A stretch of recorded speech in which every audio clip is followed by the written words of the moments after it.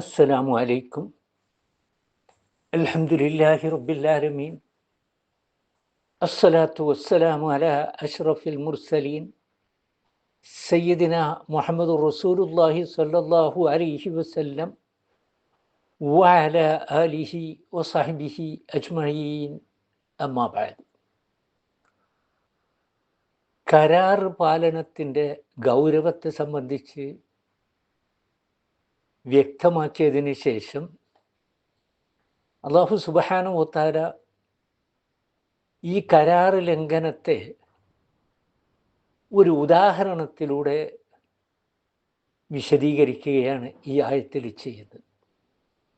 അഥവാ ഒരു കൂട്ടർ മറ്റേ കൂട്ടരെക്കാൾ ഉയർച്ചയും വളർച്ചയും ഉള്ളവരാണെന്ന കാരണത്താൽ നിങ്ങൾക്കിടയിലെ ചതിവും കുഴപ്പവും കടന്നു വരുവാൻ ഇടവരുത്തുന്ന തമ്മിൽ നടന്നിട്ടുള്ള സത്യങ്ങളും ശപഥങ്ങളും കരാറുകളും നിങ്ങൾ ലംഘിക്കരുത്. നൂൽക്കാറുള്ള ഒരു സ്ത്രീ വളരെ പണിപ്പെട്ട് നല്ലപോലെ പിരിമുറുക്കി നൂലുണ്ടാക്കിയ ശേഷം വീണ്ടും ആ നൂൽ ഉടച്ച് പഴയപടി ഉടഞ്ഞ നൂലാക്കി മാറ്റുന്നത് പോലെ ഒരു ബുദ്ധിഹീനമായ ഒരു ഏർപ്പാടാണ് ഒരിക്കൽ ഉറപ്പിച്ച കരാറ് പിന്നീട് ലംഘിക്കുന്നത്. ഒരു കൂട്ടർ എണ്ണത്തിലും വണ്ണത്തിലും കൂടുതലും മറ്റേ കൂട്ടർ കുറവുമായിരിക്കുന്നത് അള്ളാഹുവിങ്കിൽ നിന്നുള്ള ഒരു പരീക്ഷണമാണ്.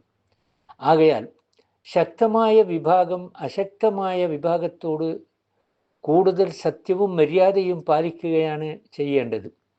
പിന്നെ അഭിപ്രായങ്ങളിലെ ഭിന്നതകളുള്ള വിഭാഗങ്ങൾ തമ്മിലുള്ള ഭിന്നിപ്പിൻ്റെ കാര്യമാണത്. അതിനെപ്പറ്റി ഖിയാമത്ത് നാളിൽ അള്ളാഹു വേണ്ട പ്രകാരം ചെയ്തുകൊള്ളും.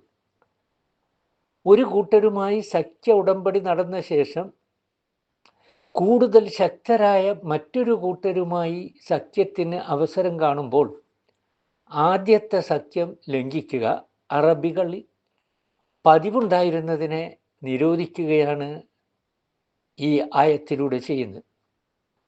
മറ്റൊന്ന്, മുസ്ലിങ്ങളുമായി ഉടമ്പടി നടന്ന ശേഷം ഖുറൈശികളുടെ ശക്തിപ്രതാപം കണ്ട് ആ ഉടമ്പടി ലംഘിച്ചിരുന്നവരെക്കുറിച്ചുള്ള ആക്ഷേപമാണ് ഇതിൽ അടങ്ങിയിരിക്കുന്നതെന്നും പറയപ്പെടും.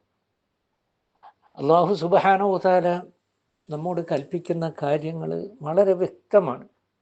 പക്ഷേ ഇന്ന് നമ്മൾ കാണുന്നത് ആ സ്ത്രീയുടെ ഉപമ പറഞ്ഞതുപോലെ മലയാളത്തിൽ സാധാരണ പറയുന്ന മറ്റൊരു ഉപമയാണ് നാറാണത്ത് ഭ്രാന്തൻ്റെ കഥ.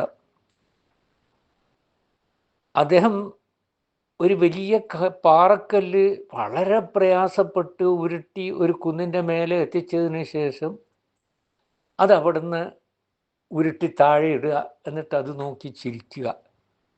ആ ഉദാഹരണവും ഈ ഉദാഹരണവും തമ്മിൽ ഏകദേശം സാദൃശ്യമുണ്ട്. ജീവിതത്തിൽ കരാറ് പാലനം ഒരു വളരെ പ്രധാനപ്പെട്ട കാര്യമായി എടുത്തുകൊണ്ട് ജീവിക്കുന്ന സജ്ജനങ്ങളുടെ കൂട്ടത്തിൽ അള്ളാഹു നമ്മെ എല്ലാവരെയും ഉൾപ്പെടുത്തുമാറാകട്ടെ. വാഖിറു ദഅവാന അനിൽ ഹംദുലില്ലാഹി റബ്ബിൽ ആലമീൻ. അസ്സലാമു അലൈക്കും.